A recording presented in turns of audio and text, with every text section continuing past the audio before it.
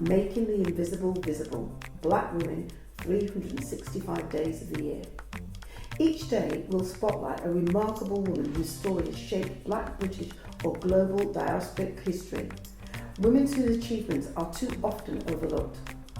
Through these daily short films, we create a living, breathing archive of leadership, creativity, resistance and legacy. Let's begin. Hi, I'm Julie Elizabeth. I am many things. I am an art collector. I also now work in the curation space. I'm a community advisor. I used to be chair of Aberfeldy Big Local, and I also work in the women's charity sector. I love art. I've been art collecting now since I was 17. I'm now 55, and I love everything about it. I consider myself to be an art advocate, actually. At 17, I was working full time and I lived in Honor Oak Park, and we had the good fortune of having the Honor Oak Gallery open. And I used to bring pictures of Vogue magazines to be framed because I like the models, I like the shots and the photography. But after the third time of bringing pictures in, the gallerist said, why not think about other styles of art? And that's when I used to attend the summer exhibition and also bought pieces by Thomas Barclay Hannah and others, June Berry, and it just started my love affair from there, really. I think the first thing that matters most to me, I'll answer that first, is the relationships I've built and am continuing to build. It can be anything from studio visits to see artists. It can be a phone call, a kind of mentoring phone call when an artist can't get their piece of art back and I need to call the gallery to kind of force the issue. It could be somebody hasn't been paid and I navigate with them how to get their payment and how to manage payments in future.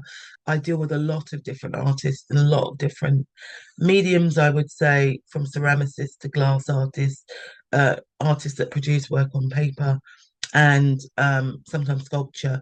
So I'm wearing a lot of different hats, giving lots of different advice and insights and learning a lot as well from the artists. I think it would be last year's Black History Month residency at Republic. I think it was the fact that we got a bit of funding from Tower Hamlets Community Volunteer Service. We were able to pitch for that, got that, and then Republic said, we'll do match funding. So we did a series of workshops. We had a private view night. It was extremely well attended. It's the first time that Republic had done something like that in partnership with the local community.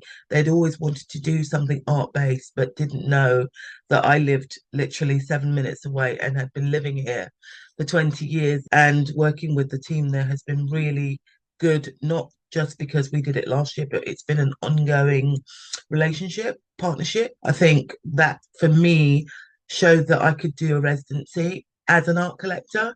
And I had been doing exhibitions before, smaller ones, but this was really, for me, the pivotal thing that really took me to a different level.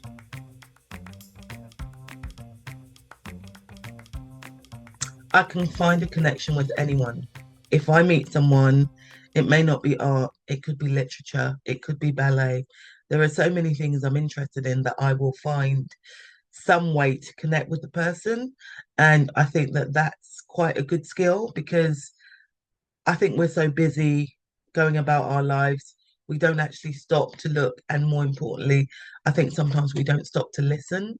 And if you listened more to the person that was in front of you, you'd see that you have so many things in common. The work never feels slow. There's always something going on. You can slow it down, but it never feels slow. I think, in terms of joy, just knowing that there's a village of artists out there that I can connect with as well, that hold space for me as well, that trust me as well. And I trust them. They show up for me. I show up for them. I try to include them in the exhibitions that I do. Sometimes I rotate artists around depending on the theme.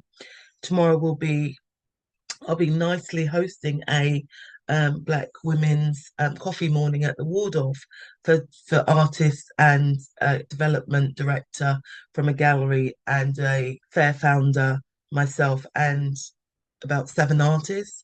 And it's really to bring us together to have the conversation. One of them had said she'd like to do a coffee morning, and I said, well, why don't we do it at a hotel so that no one feels the pressure of having to prepare food and we can just concentrate on the conversation for about 90 minutes. So I hope to do more things like that. That really brings me joy. But even meeting friends, I know a curator called Annette Fernando. She lives close to me. She's also an artist. We meet for what we call bench dates. And because we are 2 streets away, we'll say, let's meet at the bench. And we might discuss art or life or, projects, but it's really the joy in those little things as well, those bench dates, as well as the bigger things, literary lounge in central London that I go to, which is lovely, and also going to ballets. So really depends. Sometimes it's very small, sometimes it's bigger. Thank you for joining us for today's story. Making the Invisible Visible is our commitment to ensuring that Black women's histories and contributions are recognised, valued and kept in daily circulation. Across 2026, we will continue to share these powerful narratives, 365 days of impact, brilliance and inspiration. Stay connected, join the conversation and help us champion the women whose journeys continue to shape our world. I'm Paulette Brooks and I'm looking forward to seeing you tomorrow for the next story.